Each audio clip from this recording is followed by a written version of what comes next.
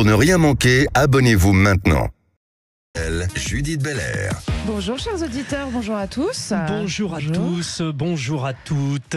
J'étais juste avant avec les amis, là, Trina Magdine et puis Alexandre Delovan. C'était passionnant. Ouais, c'était quoi le sujet? Alors, le sujet, c'était justement sur l'avenir. Alors, il y avait un avenir amoureux, etc. etc. Vous pensez à vous très fort, en fait. Voilà, c'est ça. Et donc, je disais aux auditeurs de Sud Radio, là, qui nous rejoignent dans les vraies voix, que j'étais en train d'imaginer l'avenir, par exemple, du Tour de France. Et je pense qu'on va... tiens, alors. Je pense qu'on va très très vite vous dire qu'il est joué cette année. Et puis je pensais aussi, Judith, à cette belle émission que nous allions faire.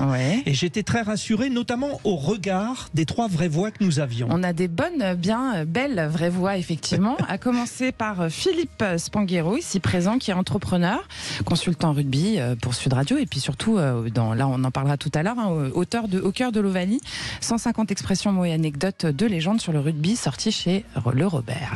Les expressions rugby. Bonsoir Philippe. Bonsoir Philippe. Bonsoir à vous. Et qui c'est qui fait sa première aux vraies voix? Alors, je suis souvent intervenu pour faire de la promo rugby quand on n'avait pas d'antenne dédiée le week-end, pour cause de non-match de week-end, mais jamais en intégralité. J'ai un peu le trac.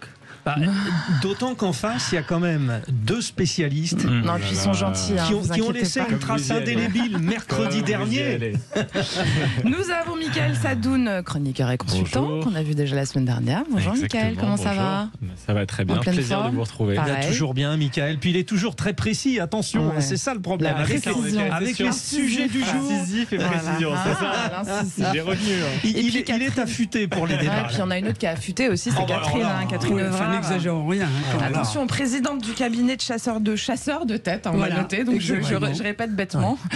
Donc CE Consultant. On a 2 questions du jour aujourd'hui. C'est tout comme d'habitude. Oui, c'est vrai, d'accord. Vous voulez dire celle de 17h30, ça vous fait plaisir? Oui, celle de 17h30. Alors vous savez qu'il y a eu à la Commission européenne une initiative citoyenne qui a d'ailleurs été portée par l'eurodéputée Aurore Lalucq de Place Publique. Eh bien, il propose la chose suivante. Faut-il taxer les grandes fortunes pour financer la transition écologique et sociale? Alors Judith, vous qui êtes une grande fortune, je sais que vous n'êtes pas d'accord. Moi j'adore payer, il n'y a pas de problème. Je paye mes impôts, je suis une bonne citoyenne. Comme nous tous autour de la table, a priori, je l'espère fortement. Mais bien sûr, nous sommes tous de très très bons citoyens. Bien sûr. Un max même. Catherine Evrard, nous n'avions même pas osé vous poser la question, ça allait sans dire. Non. Moi je paye quelques cacahuètes tous les mois. Ça va, ça fait pas trop mal? C'est horrible. J'ai du mal à le digérer, pour être franche. Bon. Et à 18h alors, Judith? 18h30, attention. Oui, 18h30. Précis, on a dit incisif aujourd'hui, Frédéric. Voilà. Alors, vous le savez, vous l'avez tous remarqué, il y a les factures hausse, montent, l'électricité, la santé, les transports, l'alimentation, etc. Alors, cette hausse des factures, est-ce qu'elle est incontournable pour assurer le train de vie des Français? On vous pose la question, chers auditeurs. Vous votez sur Twitter et puis vous n'hésitez surtout pas, évidemment, à nous appeler au 0826 300 300. Aude vous attend au standard. Vous pouvez commenter, taper un coup de gueule, ce que vous voulez. Vous êtes dans les vraies voix, évidemment. Vous pouvez même être l'auditeur du jour, d'ailleurs, si ça vous dit. Il y a de la place. 0826 300 300. Et puis là, qu'est-ce qu'on fait? On fait le tour de table. Allez, faites le tour. Regardez les actualités régionales. Tour à tour, Finot. On pourrait faire des choses. On discute jamais business à table. Je crois qu'on a vu le tour du sujet. Il me demande mon avis sur l'actualité. Je lui donne. Le tour de table. De l'actualité.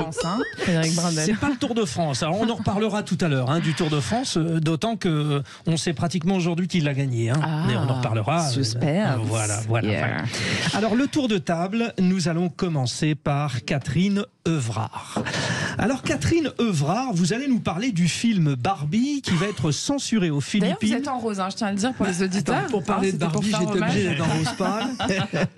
Quand même... je rappelle qu'on a une chaîne YouTube et qu'on peut effectivement nous suivre. La semaine dernière, vous étiez en jaune. Beaucoup en jaune. Non, il y avait des boucles d'oreilles jaunes. Il y avait des citrons, mais mais ça l'a tellement marqué, si vous voulez.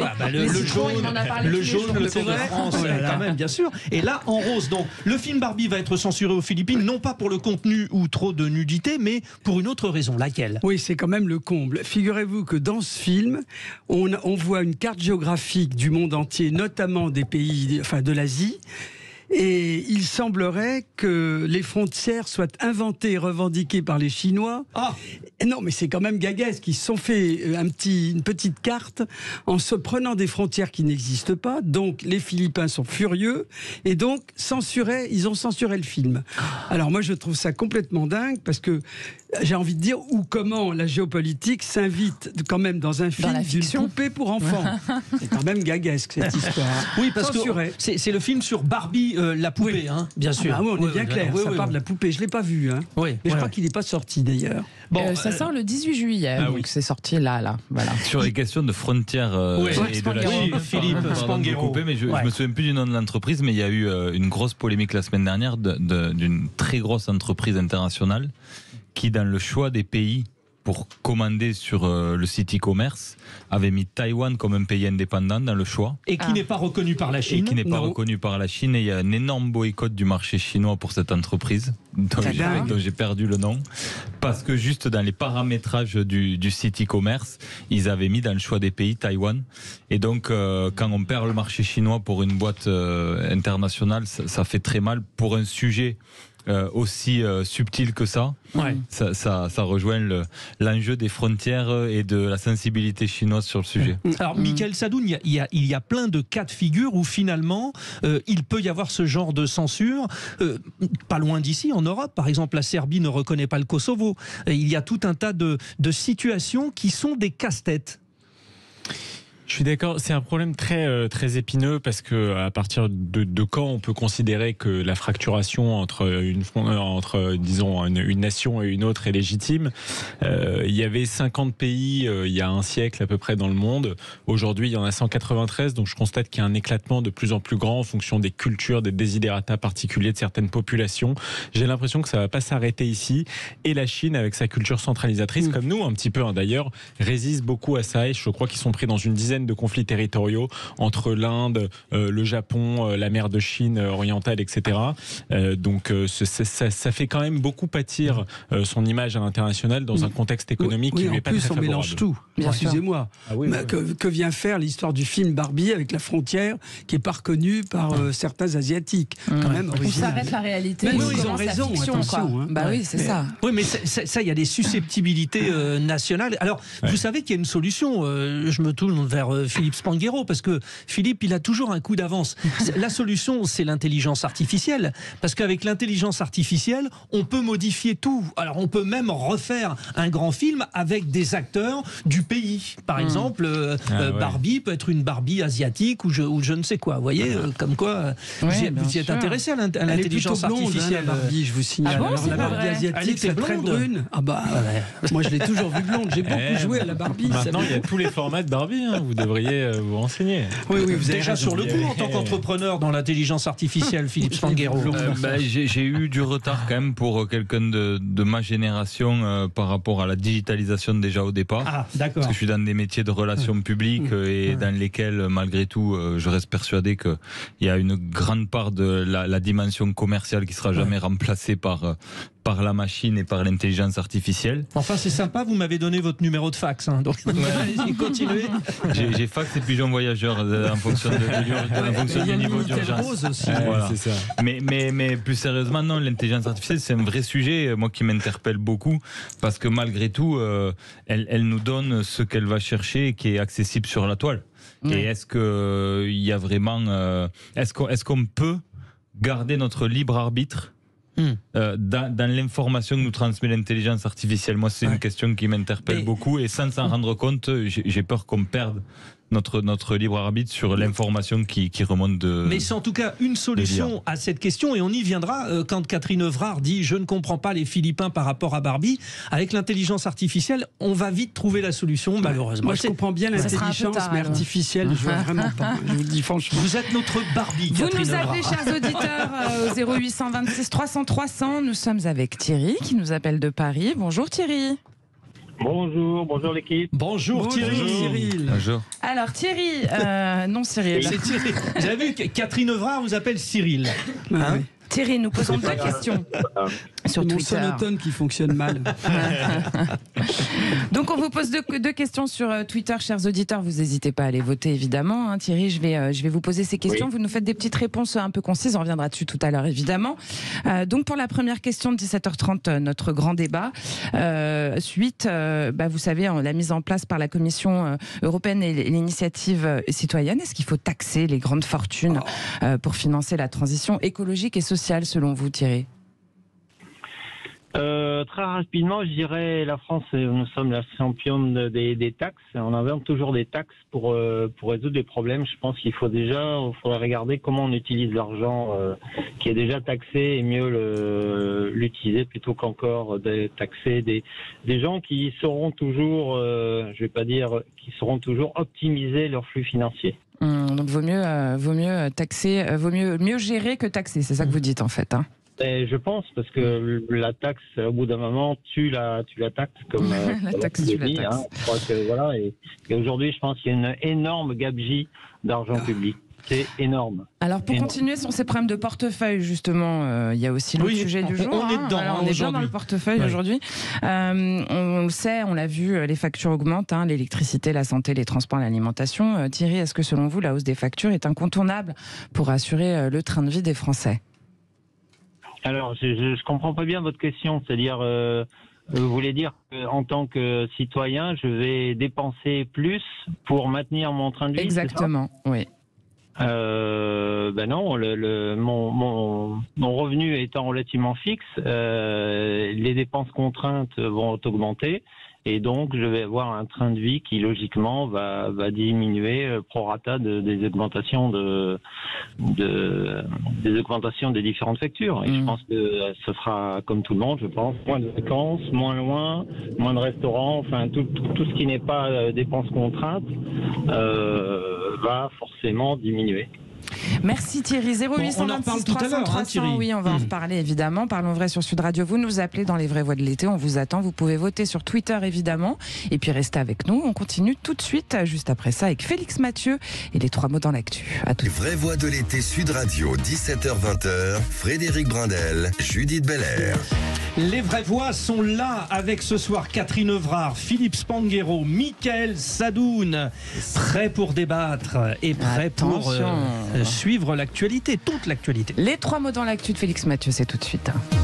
Les vraies voix Sud Radio. Félix Mathieu, vos 3 mots du jour: cagnotte, frappe et fuite. Enquête ouverte pour escroquerie en bande organisée sur la cagnotte de Jean Messia. On soutient la famille du policier qui a tiré sur Naël à Nanterre. Elle avait atteint 1 600 000 €. La France parle de crimes de guerre après ces frappes russes sur le port d'Odessa. 60 000 tonnes de céréales détruites selon les Ukrainiens. La Russie fait une fois de plus courir à un risque irresponsable sur la sécurité alimentaire mondiale, réagit la France. Et puis quand un soldat américain menacé de poursuites disciplinaires décide de fuir en Corée du Nord, drôle de scène à la frontière intercoréenne, l'homme serait désormais détenu par Pyongyang. Les vraies voix Sud Radio. 1 600 000 € récoltés, une enquête ouverte pour escroquerie en bande organisée, c'est ce qu'annonce le parquet de Paris. La réussite de sa cagnotte faisait la fierté de Jean Messia, ancienne figure du RN et de Reconquête. Collecte lancée pour la famille de l'auteur du tir mortel contre Naël à Nanterre. Bon, elle atteint quand même une somme confortable. Une somme confortable, mais des investigations ont été confiées à la sous-direction des affaires économiques et financières de la police judiciaire après une plainte déposée par la famille de Naël, ce jeune tué à Nanterre le 27 juin dernier. Plainte pour escroquerie en bande organisée où il est question de manœuvres frauduleuses, de mensonges de Jean Messia visant à tromper les donateurs pour récolter des fonds. La plainte l'accuse par exemple d'avoir publiquement et mensongèrement présenté Naël comme un multirécidiviste. Mensonge aussi en présentant le policier comme un héros du Bataclan en faisant croire qu'il était intervenu le 13 novembre 2015. Merci Félix Mathieu. On fait tout de suite un petit arrêt puisque le Tour de France est en train d'arriver à l'étape reine de ce Tour de France.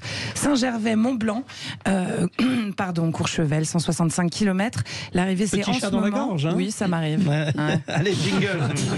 Les fromages et produits frais lait de brebis 64 présentent. Sud Radio fait son Tour de France. Et c'est avec notre cher Vincent Barthaud. Bonjour Vincent. Et Vincent, vous êtes là dans un instant. Écoutez, on va suivre l'arrivée. Je suis là pour ça aussi. Nous sommes à 2 km 100 de cette étape Rennes qui amène les coureurs jusqu'à Courchevel. Ils ont passé le fameux col de la Lose et c'est un scénario d'étape complètement fou puisque la première grosse information du jour, c'est que dans ce col de la Lose, au pied du col de la Lose, Tadej Pogačar, le Slovène, a craqué, le deuxième du classement général. Il est pour l'instant à 6 minutes du leader de la course, à 6 minutes de Simon Yates dans un premier temps et de celui qui va s'imposer dans un instant, qui va faire plaisir à l'équipe AG2R Citroën, qui est une équipe basée dans la région à Chambéry, chère à son manager Vincent Lavenu. Eh bien, c'est Félix Gall, l'Autrichien, qui va en plus faire une très très belle opération. Vincent Barthaud, ancien maillot jaune du Tour de France, vous êtes avec nous. Ça y est, Félix Gall va s'imposer. Oui, cet Autrichien champion du monde junior qui n'a pas forcément un grand palmarès chez les professionnels, mais va s'imposer aujourd'hui alors qu'il a juste derrière lui Simon Yates qui le poursuit à quelques 20 secondes, mais je pense que Félix Gall, qui était le plus fort de cette échappée, il s'était échappé justement à 6 km du sommet du col de la Lose et il a réussi à garder donc un écart assez intéressant. Il a bien abordé cette descente. Alors précisons Vincent, qui est juste derrière. Il reste un petit peu à monter, donc c'est pas gagné. Voilà, mais c'est pas mal pour Francis Gall. Ça va le faire. Félix Gall, pas Francis. Alors juste un mot. Gall, donc pardon. Il y a eu une grande échappée dans laquelle il y avait Gaudu, Martin, Pinot, également dans un premier temps Alaphilippe. Tous les Français étaient là et ils ont eu beaucoup d'avance. Seul Félix Gall, vous l'avez dit, Vincent Barthaud, a résisté et va aller donc chercher la victoire d'étape. Derrière le maillot jaune est revenu Jonas Vingegaard qui, à partir de ce soir, on peut le dire, Vincent, a gagné le maillot jaune et le Tour de France définitivement. Oui, effectivement, c'est fait. Il y a une nouvelle défaillance de Pogačar, malheureusement.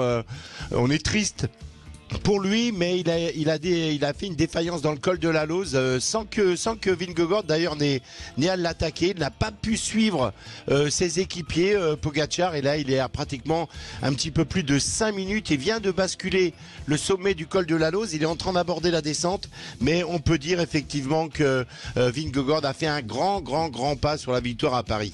Et très bon comportement aussi du Français David Gaudu qui est en train de limiter la casse parce qu'il était dans l'échappée. En tout cas, voilà, nous avons la victoire de Félix Gall, Autrichien de l'équipe française AG2R Citroën, qui va en plus se rapprocher au classement général puisqu'il était 10e, juste derrière David Gaudu, et en plus il a marqué des points pour le classement du meilleur grimpeur. Ce qu'on fait, Vincent, en tout cas, on vous retrouve un petit peu plus tard avec Pascal Chanteur, mais les 3 enseignements, donc c'est victoire de Félix Gall, maillot jaune quasi définitif sur les épaules de Jonas Vingegaard, et pour David Gaudu, espoir toujours d'être dans le top 10. Vincent Barthaud, on est d'accord? Ça passe la ligne? On est exactement d'accord, mon cher Frédéric. À tout à l'heure. Merci tout à l'heure. Victoire de Félix Gall.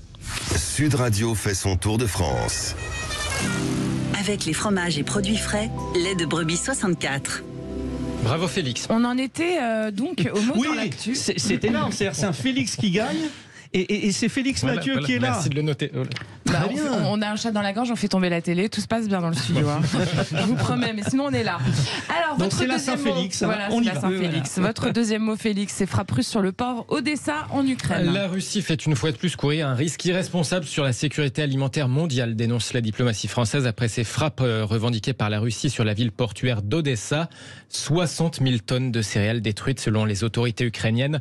Avant-hier, la Russie avait mis fin à l'accord permettant l'exportation des céréales ukrainiennes via la mer Noire, malgré le conflit. Ces frappes visant délibérément des stockages de céréales constituent des crimes de guerre, estime le ministère français des Affaires étrangères. Il dénonce l'insécurité alimentaire générée par l'agression russe en Ukraine. Troisième mot, c'est l'un des pays les plus fermés du monde. La Corée du Nord détient un soldat américain qui a franchi la frontière avec le Sud. Le secrétaire américain à la Défense, Lloyd Austin, s'est montré bien embarrassé en rapportant ce qui s'était produit sur la ligne de démarcation entre les deux Corées, l'une des zones les plus tendues au monde. Nous essayons toujours d'en savoir plus, mais ce que nous savons, c'est que l'un de nos militaires qui était en tournée a délibérément et sans autorisation franchi la ligne de démarcation militaire militaire. Alors est-ce qu'il faut y voir un lien? Quelques heures après cet incident, la Corée du Nord avait tiré 2 missiles balistiques dans la mer du Japon. Ce soldat Travis King venait juste en fait de passer 2 mois dans une prison en Corée du Sud pour des accusations d'agression. Selon la chaîne américaine CBS, il devait être amené aux États-Unis pour des raisons disciplinaires, mais il a réussi à quitter l'aéroport, à se joindre à un groupe de visiteurs, puis il a couru sur la frontière avec un grand éclat de rire. Alors, drôle de refuge quand même, la Corée du Nord. Les précédents sont rarissimes. Pour rappel, il y a quelques années, un jeune étudiant américain était mort en détention en Corée du Nord. Après s'être fait arrêter, il s'était amusé à essayer de voler une affiche de propagande.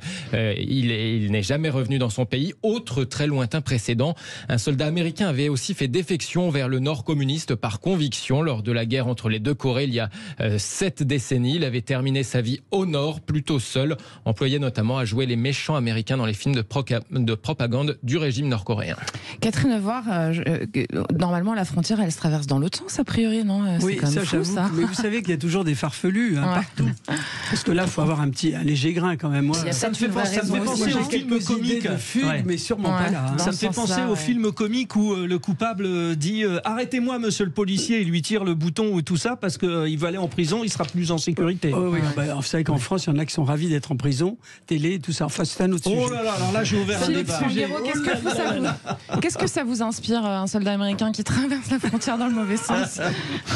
C'est cocasse. Alors j'imagine qu'il s'attendait à une grosse sanction aux États-Unis parce que c'était un peu le choix entre la peste et le choléra quand même. Là quand même, décider d'aller en Corée du Nord plutôt que de rentrer aux États-Unis. Ou alors il avait peut-être fait la troisième mi-temps façon rugbyman et il s'est trompé de direction aussi. Non, c'était pour vous ça. C'est la blague vraie voix, un peu bidon qu'on fait de temps en temps. Moi aussi, et puis c'est pour garder la ligne Philippe David. C'est ça. C'est important. Philippe il est plus rugbyman que moi. Moi je suis cycliste. Il fait des blagues aussi. Michael Sadoun, qu'est-ce que ça vous évoque tout ça? Ça m'évoque, moi je vais avoir une autre référence cinéma, c'est La Vérité si je mens. Quand Simon Bijaoui de La Vérité si je mens déclare à la douane qu'il ne paye pas ses impôts depuis 30 ans parce qu'il est poursuivi par celui qui lui demande une somme énorme. Voilà ce que ça m'évoque, c'est un peu farfelu. Voilà. C'est tout à fait une situation très très très farfelue. Et vous n'aviez pas commandé les chaussures, les Winston Chuncheon les Wickham Johnson, non, je ne les ai pas commandées. Ça va, j'ai bien. Chers auditeurs, vous pouvez commenter, réagir. On est là, c'est les vraies voix de l'été. On est avec Catherine Nevrard, Michael Sadoun et Philippe Spanghero, 0826 300 300. Merci Félix Mathieu, à tout à l'heure. Et puis vous restez avec nous et puis vous votez sur Twitter. Surtout, on vous attend. À tout de suite. Les vraies voix de l'été Sud Radio, 17h-20h, Frédéric Brindel, Judith Belair. 0826 300 300, vous nous appelez, vous réagissez à nos questions du jour. La première étant autour de la taxation des grandes fortunes. Commission européenne, initiative citoyenne. Chers auditeurs, selon vous, faut-il taxer les grandes fortunes pour financer la transition écologique et sociale? Nous sommes avec nos vraies voix du jour. Chers auditeurs, Catherine Nevrard, Michael Sadoun et Philippe Spanghero. Et puis, on va faire une petite mise en contexte quand même. Allez, le grand débat du jour. Les vraies voix Sud Radio, le grand débat du jour. Une initiative citoyenne européenne vient donc d'être lancée par 2 eurodéputés validés par la Commission européenne. Son objectif, recueillir 1 million de signatures dans au moins 7 pays et en un an pour l'élaboration d'une directive portant création d'un impôt sur la fortune écologique et sociale européen. Une idée qui fait son chemin, souvent défendue par des associations. Oui, tout à fait. Parmi les associations à l'initiative de ce projet de taxation, l'association pour la taxation des transactions financières et pour l'action citoyenne, ATTAC. Et on reçoit Vincent Drezet, qui est porte-parole d'ATTAC. Bonjour Vincent. Bonjour Vincent Drezet. Bonjour. Bienvenue, merci d'être avec nous. Alors Vincent Drezet, justement, vous êtes à l'origine, entre autres, avec les autres associations de ce projet de taxation. Pourquoi, tout simplement, vous pensez que c'est la meilleure solution ? Alors, il faudrait effectivement rappeler qu'on travaille avec Oxfam, avec Greenpeace, avec d'autres organisations dans le cadre de ce qu'on appelle l'Alliance écologique et sociale, et qu'effectivement, on identifie au moins 2 raisons pour réinstaurer un ISF, mais instaurer un ISF climatique intelligent. La première raison, c'est que ça dégage des ressources, et on a besoin de ressources pour financer la transition énergétique et écologique. Récemment, le rapport Pisani-Ferry, qui proposait d'ailleurs une contribution sur la fortune, estimait qu'il fallait environ au moins 100 milliards d'euros d'investissement par an pour financer cette transition, et aujourd'hui, on est à environ 37-38. Donc il y a besoin de ressources, ça c'est le premier point.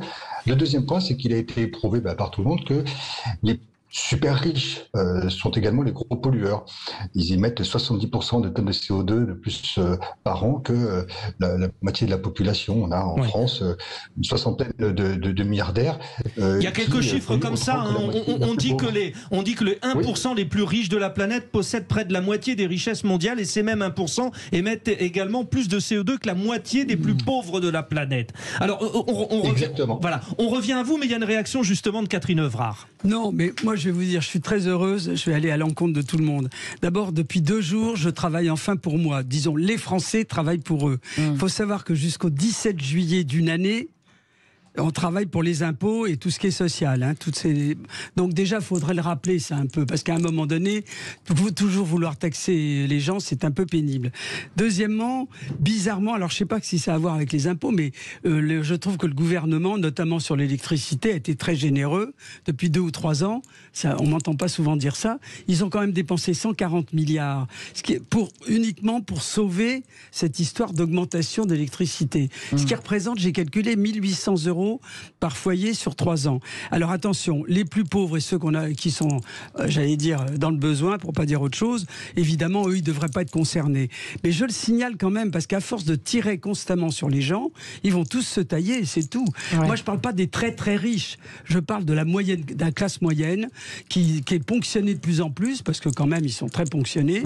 Et moi, j'en ai un peu assez, quoi, c'est tout. Alors, en l'occurrence, Vincent Drozé, précisez peut-être, c'est les très très riches que vous voulez taxer dans ce projet ou pas? Parce que c'est vrai, ici c'est les classes moyennes encore. Plus de 50 millions de patrimoine, ils ont dit. Mickaël Sadoun, allez-y Vincent. C'est intéressant. Oui, il y a 2-3 idées. C'est que il faut faire attention quand on dit qu'on ne travaille que pour nous qu'à partir du mois de juillet. On travaille effectivement. Il y a un système très solidaire en France. On a une protection sociale dont on bénéficie chacune, qu'on soit riche, qu'on soit pauvre. Il y a les services publics, donc on travaille en réalité pour la collectivité. Ça, c'est le premier point. Ensuite, ce qui est vrai, c'est que le système fiscal est très déséquilibré, très injuste. Et d'ailleurs, on voit que ça a créé des tensions en termes de consentement à l'impôt, et qu'il faudrait effectivement procéder à une réforme fiscale un peu plus globale pour mieux répartir l'effort. Et comme on parle de sobriété, il ne s'agit pas demain que cette sobriété soit imposée aux uns et pas aux autres. Donc ces questions d'inégalité climatique, sociale, économique, elles sont évidemment liées, et c'est pour ça que ce projet-là, il se justifie. Et j'ajoute un dernier point, c'est qu'évidemment, en taxant les très riches, il ne s'agit évidemment pas de taxer les classes moyennes. Quand on taxe les fortunes, on taxe donc pas l'essentiel de la population. Ça permettrait de redonner des couleurs à la justice fiscale et de renforcer le consentement à l'impôt. C'est aussi une question de cohésion sociale. Si en plus on arrive à le faire au niveau de l'Union européenne, alors ça sera vraiment très bien. Mais il y a un problème de recettes, il y a un problème d'inégalité y compris devant la pollution, d'inégalité sociale et économique, et ça ne serait pas l'outil miracle, mais ça serait déjà un pas en avant notable. Mickaël Sadoun, est-ce que vous ne pensez pas qu'il y a d'autres moyens finalement? Parce qu'à chaque fois on en parle, effectivement on peut taxer les riches, sauf qu'ils ne sont pas taxés dans la majorité des pays, donc à ce moment-là ils vont juste effectivement aller voir ailleurs. Qu'est-ce que vous en pensez? Je pense que d'abord, il me semble que ce projet de loi ambitionne un peu de faire un projet international, donc je pense que c'est tout à fait réalisable, au moment où il y avait le projet de taxation minimum des sociétés internationales à 15% du bénéfice. Tout le monde a dit que c'était impossible, finalement ils ont réussi à le faire. Donc c'est possible. C'est un truc envisageable. Ouais. Par ailleurs, je tiens quand même à préciser qu'on vit dans un pays qui a le record du monde, après le Danemark, de prélèvements obligatoires. Donc il me semble qu'en termes d'impôts, on n'est pas non plus à la ramasse, et que on n'est pas un pays archi inégalitaire qui laisse prospérer la pauvreté indécente comme la richesse indécente. Je suis pas contre taxer les riches. Je pense qu'il y a une vraie question d'inégalité des revenus. Thomas Piketty l'a beaucoup dit, et puis de toute façon c'est quelque chose de documenté. Henry Ford, à son époque, il disait que dans une entreprise, il ne devait pas y avoir un écart de plus de 1 à 40 entre l'employé de base et le patron. Aujourd'hui, on a des écarts de 1 à 100 000. Donc évidemment qu'il y a des questions à se poser, mais après, il faut le faire sous une bonne forme. Je vous rappelle que trop d'impôts tue l'impôt. Ça, c'est quelque chose d'économiquement, c'est une vérité établie. Si vous mettez trop d'impôts, vous tuez la capacité à produire des ressources et donc à taxer dans l'avenir. Donc il faut faire très attention avec ça, et ensuite il faut faire attention à ce qu'on taxe. Est-ce que c'est des revenus qui viennent d'un héritage ? Est-ce que c'est des entrepreneurs qui ont créé leur richesse? Est-ce que c'est des financiers qui ne créent aucune valeur et qui profitent juste de plus-value? Donc voilà, c'est juste un débat. Il faut faire au cas par cas, plus de nuances. Voilà, parmi les axes de travail, les 10 hommes les plus riches du monde ont doublé leur richesse depuis la pandémie, alors que les revenus de 99% de la population ont baissé. Donc Philippe Spanghero, par exemple, c'est un axe de travail par rapport à la taxation. C'est un axe de travail, et puis on voit que les inégalités se creusent, particulièrement en période de crise. Les gens qui ont des moyens financiers et du cash, tout ça crée un monde d'opportunités pour eux. Par contre, moi j'ai un vrai point d'interrogation sans du tout maîtriser le sujet, mais la taxation européenne, on voit quand même dans ces très grandes fortunes mondiales, il y a quand même beaucoup de Français. Donc comment tout ça se passe de façon opérationnelle, c'est-à-dire qui récolte et comment c'est reparti au niveau européen, parce qu'on a un système en France de solidarité nationale qu'on accepte tous et qu'on a intégré. Mais là, encore une fois, peut-être Vincent Drezet peut vous répondre. Vincent Drezet, sur la méthodologie pour mettre en place à l'échelle européenne. Mais déjà, à l'échelle européenne, outre qu'il faudrait à minima une coopération renforcée, c'est-à-dire 9 États, si ce n'est même l'ensemble de l'Union européenne, il n'y a pas de blocage technique. Ce que je veux dire par là, c'est qu'il y a eu quand même quelques progrès en matière d'échange d'informations pour savoir qui détient quoi, en termes de compte bancaire, de placement, parce que c'est aussi là-dessus que se calcule un éventuel ISF. Donc, sur la base de ces outils qu'on pourrait améliorer, il est tout à fait possible de dire ceux qui résident ici ou là, en tout cas au sein de l'Union européenne ou des États qui l'appliquent, sont assujettis à cet impôt-là. C'est tout. C'est-à-dire que, prenons un exemple, on a un milliardaire qui réside en France et qui a des actifs dans de nombreux pays, et bien ces pays sont tenus de fournir l'état de la fortune pour que cet impôt soit calculé de la même manière pour un milliardaire qui est en Allemagne, etc. Ce qui ensuite doit être discuté, il faut une visibilité.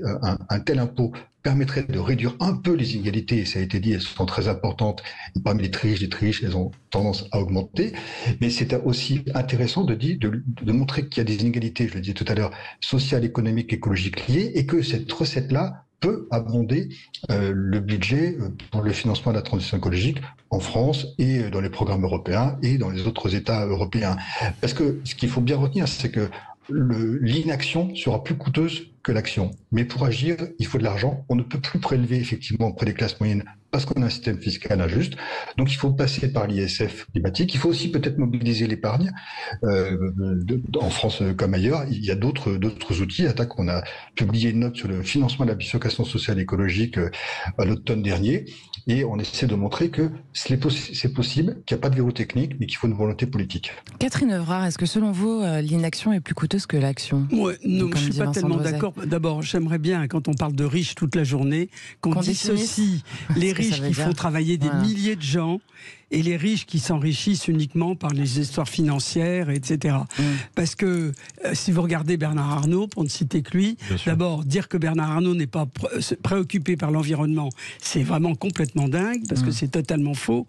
Et deuxièmement, quand je vois le nombre de milliers de gens qu'il fait travailler, je trouve que voilà, oui, c'est un très riche, mais c'est quand même pas si mal. Et redistribue.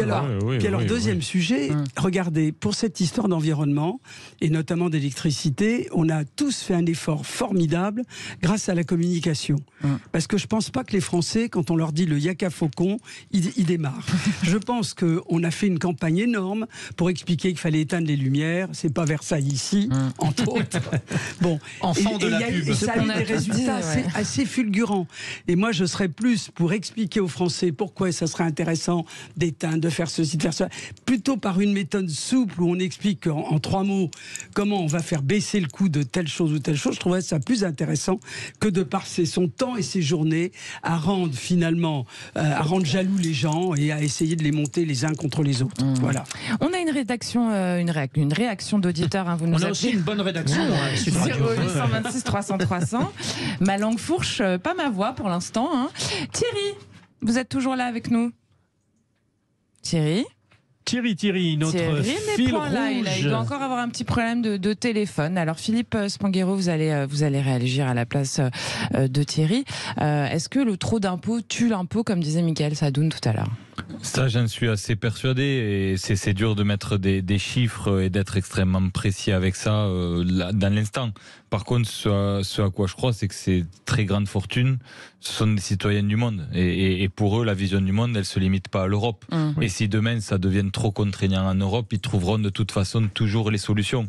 Moi, je crois qu'il y a un vrai changement de paradigme, que cette nouvelle génération, elle pousse les riches, les moins riches, à avoir une sensibilité aux enjeux. Donc je suis assez persuadé de ça dans ce que je vis dans mon quotidien.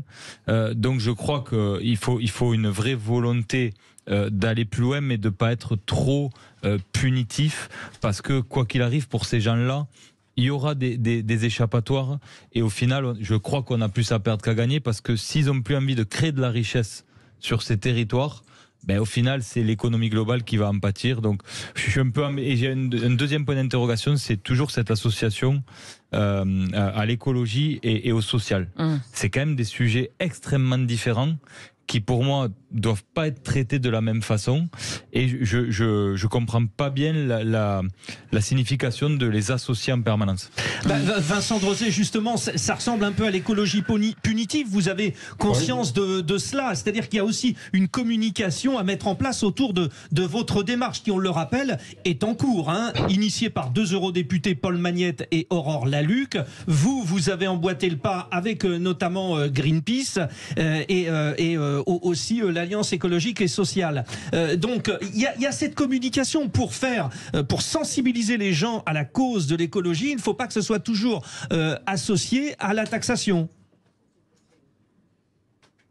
Alors, il y a plusieurs choses. La taxation est un outil parmi d'autres. Il ne faut pas oublier, depuis tout à l'heure, on essaie de dire on ne touchera pas aux riches, on verra bien comment on se débrouille. Pardon, si on fait société, une question de cohésion sociale, c'est répartir l'effort qui est devant nous. Sur un fonds où le système fiscal, on pourrait faire le bilan, si on avait le temps, de ces dernières années, sur un fonds de fiscalité qui est devenu plus déséquilibré, injuste, sans pour autant relancer la croissance de l'emploi, disons-le au passage.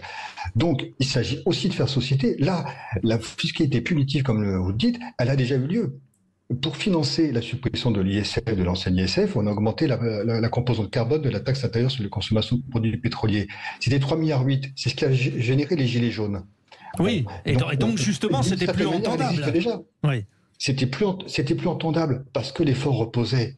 Parce que la fiscalité dite écologique, aujourd'hui, c'est 20% des Français les plus pauvres qui payent 4 fois plus que les 20% des Français les plus riches. Pas moi qui dis, c'est le gouvernement dans son budget vert. La fiscalité écologique aujourd'hui, c'est l'exonération du kérosène, c'est 7 milliards d'euros qui manquent. Donc, ce n'est pas une fiscalité écologique, il faut rétablir une fiscalité qui soit écologique, dans le sens où elle dégage des recettes, où elle réduit les inégalités. Dernier point, dans tous les travaux officiels, y compris les travaux de l'Assemblée nationale dernièrement, les inégalités sociales et écologiques sont évidemment liées. Les passoires thermiques des logements sociaux, là où habitent des gens pauvres, c'est avéré. Prenons le symbole des jets privés, ça a beaucoup fait parler. Tout le monde ça effectivement, c'est très visible. Vous voyez ce que je veux dire? Mais Mickaël Sadoun veut réagir. Mickaël Sadoun, réagir à ce que vous dites. Privés aussi, deux remarques, c'est que déjà, si on parle de répartir l'effort d'économie d'énergie, c'est pas seulement sur les producteurs, c'est sur les consommateurs. Donc quand vous parlez d'une nouvelle génération qui invite les gens à être plus sobres et les entreprises à être plus respectueuses de l'environnement, il faudrait peut-être déjà qu'elles commencent par elles, puisque les nouvelles générations, c'est les premières à consommer Chine, donc l'ultra fast fashion, à voyager autour du monde. Franchement, il suffit de regarder des comptes d'Instagrammeuses pour voir le bilan carbone que chacune d'entre elles ont. Vous regardez le compte des Instagrammeuses. Donc c'est super facile. Qu'est-ce que vous faites le soir à la maison? Pas que le soir. Bon, donc il ne s'agit pas seulement de taper sur Bernard Arnault, d'autant plus que le commerce de Bernard Arnault, en l'occurrence, c'est le luxe, c'est une production qui est locale, qui est européenne, donc normalement plutôt respectueuse de l'environnement, de l'artisanat local, etc.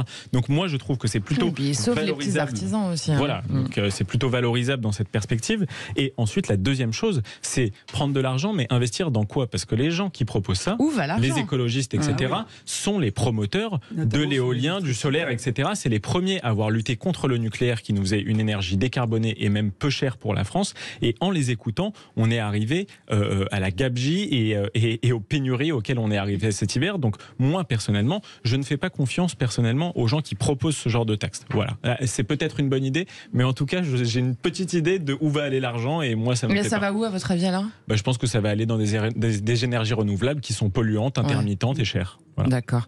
Et on repart au 0800 26 300 300, chers auditeurs. Vous nous appelez, vous commentez, vous réagissez, vous nous donnez votre opinion. On est avec Thierry. On l'a retrouvé. On a retrouvé Thierry. Thierry, vous êtes là ? Eh oui, je suis là. Ah, vous voilà. Alors Thierry, qu'est-ce que ça vous inspire tout ça ? Est-ce que, par exemple, les impôts, c'est pas déjà une répartition de l'effort finalement ? Oui, parce que les plus riches, les plus riches. Tout à fait, je suis tout à fait d'accord avec ce que vous avez dit dans l'ensemble. Il faut d'abord distinguer les riches qui deviennent plus riches parce qu'ils font de la finance, haute fréquence, etc. Et là, je pense qu'il y a un vrai problème et on pourrait taxer ça au niveau mondial. Et il y a les riches qui deviennent plus riches, comme Bernard Arnault ou d'autres entreprises qui sont dans le monde du réel, qui créent de l'emploi, qui génèrent, comme Total, etc. Et qui sont conscients, comme vous le dites, des enjeux et qui investissent dans le renouvelable ou dans le RSE.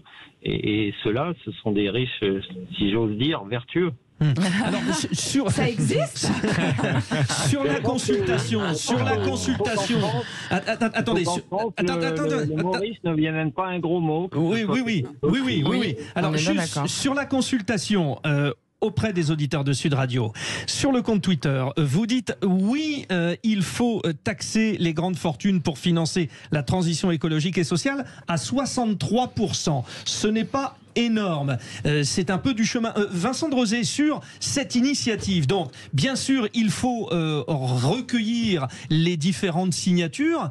Est-ce que sur l'ensemble des 7 pays que vous allez mobiliser, enfin je dis vous soutenez, mais c'est pas vous qui allez le faire, est-ce que vous sentez quand même une volonté commune européenne, parce que c'est bien là l'objectif?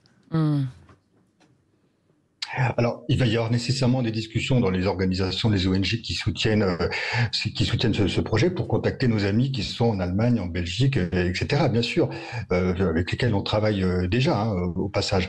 Donc, nous, ce qu'on espère, c'est que ça va aboutir, et puis qu'aussi que ça soit l'occasion d'un débat public de bonne qualité, de bonne tenue. Parce que, vous voyez, tout à l'heure on parle d'impôts, on dit on travaille pas pour nous. Ça serait aussi l'occasion de dire on travaille pour la protection sociale, pour les services publics, bien sûr, et puis évidemment, comment finance-t-on cette transition énergétique? Comment ne serait-ce que de parvenir à financer ce que le gouvernement lui-même a identifié? Je rappelle qu'il y a une stratégie nationale bas carbone avec 6 chantiers prioritaires: les bâtiments, le transport, l'énergie, l'industrie, l'agriculture, les forêts et les déchets. Même sur cette stratégie bas carbone, on n'y est pas. Donc l'idée, c'est de dire, puisque ça participe de la transition écologique, comment pouvons-nous dégager ce que Jean Pisani-Ferry a estimé à 100 milliards d'euros supplémentaires par an?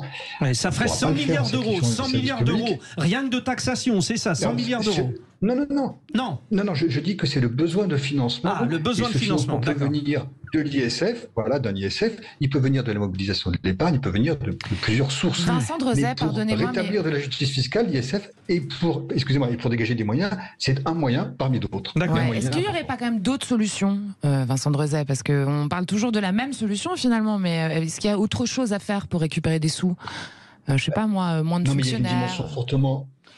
vous savez, il y en a déjà de moins en moins. On peut vous parler de secteurs mais c'est pas dans tous les secteurs, qui souffrent dans la santé, etc. Non, je parle pas de la santé. Ça fait 20 ans. Oui, mais ça fait 20 ans qu'on dit on supprime un fonctionnaire, finalement, des postes de fonctionnaires. Non, mais c'est un exemple comme un autre. Vous avez peut-être d'autres choses justement à proposer. Oui, alors dans les autres choses, plutôt que de toujours rogner sur les services publics, parce qu'on a vu aussi ce que ça a donné notamment dans certains quartiers, dans les campagnes, il y a, au-delà de cette question de l'ISF climatique, il y a la question de l'épargne et de la façon dont le réseau des banques centrales, par exemple, pourrait décarboner leur portefeuille, inciter les entreprises à investir dans du vrai vert plutôt que dans ce qu'on appelle des actifs bruns. Il y a un ensemble, il y a un panel de solutions. On ne s'arrête pas à l'ISF. On n'est pas en train de dire ici l'ISF c'est la solution. C'est une solution parmi d'autres. Il y a effectivement une question à avoir sur le portefeuille des entreprises, le portefeuille des banques centrales.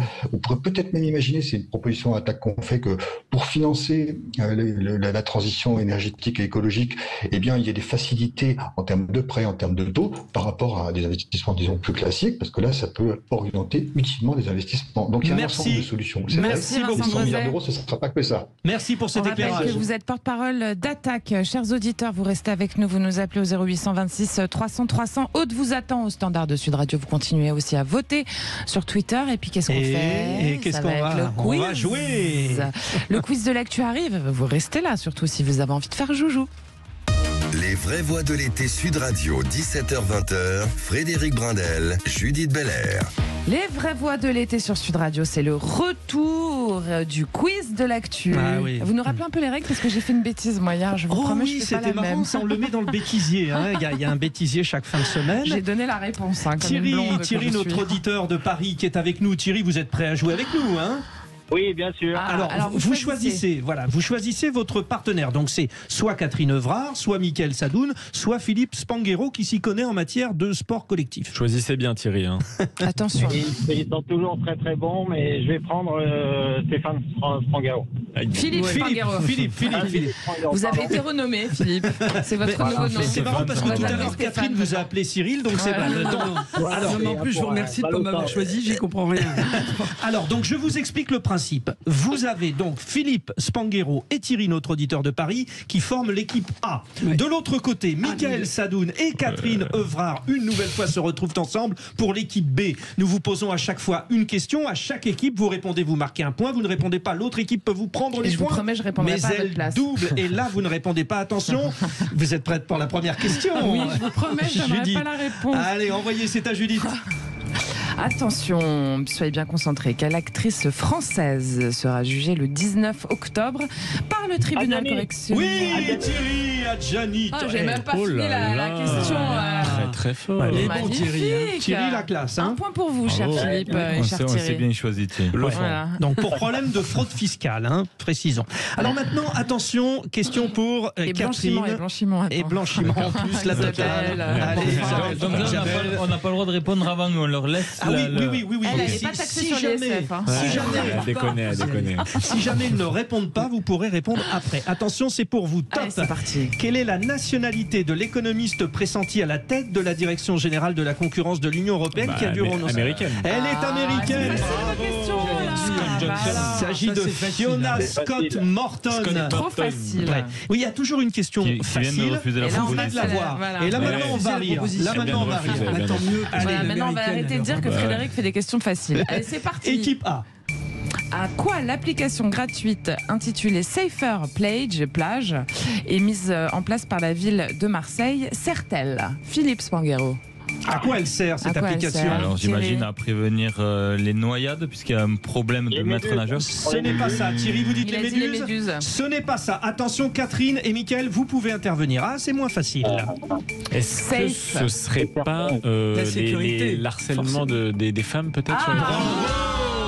Mickaël Sadoun. Mickaël, je pense toujours. C'est un dispositif qui permet à toute personne, principalement des femmes, de dénoncer les violences sexistes et sexuelles dont elles seraient victimes ou témoins, attention, sur certaines plages municipales. Voilà. Donc ça veut dire que vous menez maintenant 3-1. Vous menez 3-1 l'équipe B. Attention, maintenant c'est l'équipe B. Vous pouvez en plus creuser l'écart. C'est parti. De qui CNews et C8 vont-elles diffuser le Tour de France des cathédrales? Henri le héros. Henri Dancel. Oui, il est beaucoup trop fort. Je ne viens la prochaine fois que si je suis avec mon camarade. Mais pas de problème. Mais il a fait des révisions en fait juste avant. Vous avez révisé, vous avez révisé mes fiches. Voilà. Alors, vous pouvez encore gagner Philippe Spanghero et Thierry de Paris, mais il faut y aller là. Il faut être fort. Voilà. C'est parti. C'est-à-dire qu'il faut répondre à votre question et piquer la question des autres. Des adversaires. Allez, la 3A, c'est parti. Allez, quel PDG d'un grand hypermarché est le mari de Charlotte Cobel, la secrétaire d'État à l'enfance? Mon Dieu. Et si vous dites la marque de l'hypermarché, ça peut faire un demi-point, mais Donc vous ne le dites pas parce qu'elle vient de le dire. Allez, le PDG de Carrefour. Bon pas. Mais alors, pourquoi vous avez répondu à leur place? Ils ont c'est bien fait.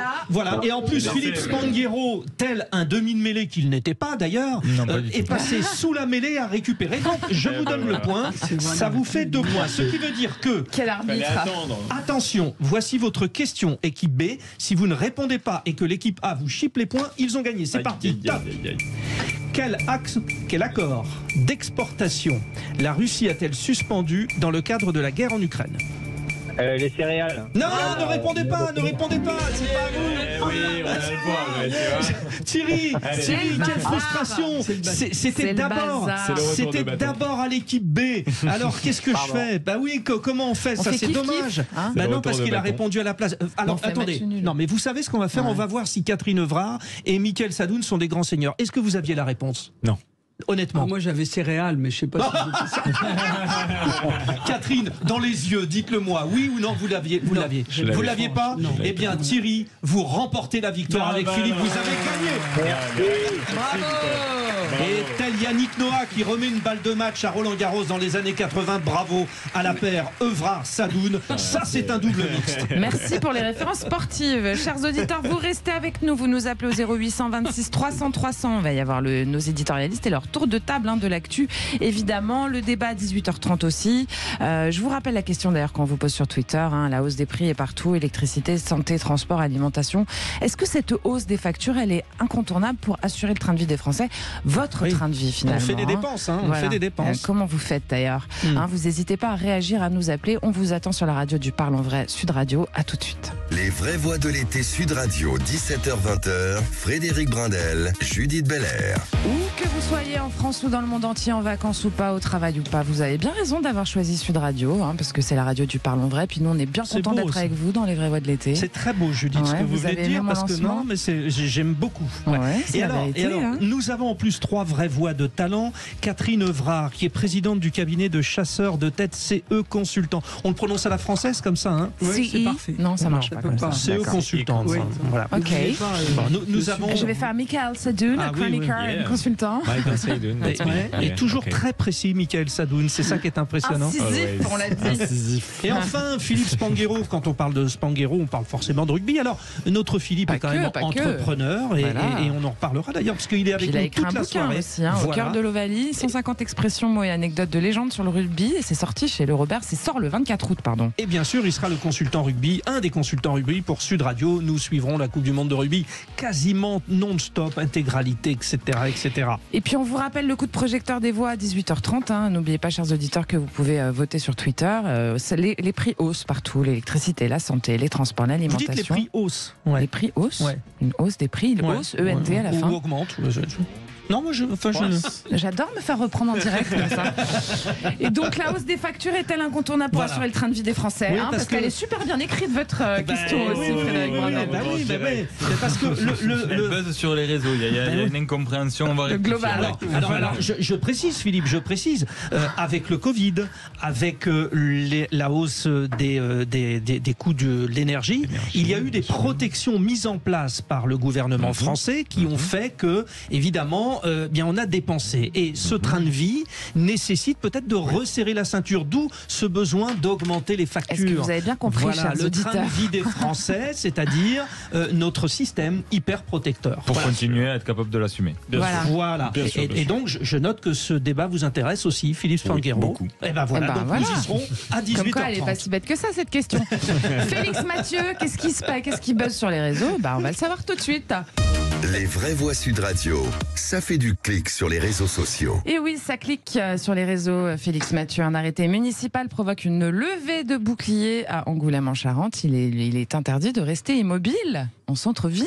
Oui, alors autant vous le dire, cet arrêté contre l'immobilité, il ne vise pas les gens qui jouent à 1, 2, 3 soleil, mais plutôt les marginaux qui se regroupent, ou les sans-abri qui dorment ou qui s'assoient par terre. Angoulême veut du flux de l'activité, mais pas des gens statiques. Une amende de 35 €, je cite, pour toute occupation abusive et prolongée des rues et autres espaces publics, c'est-à-dire par des individus regroupés de manière immobile ou peu mobile, n'étant pas en transit et générant des nuisances qui troublent la tranquillité des passants.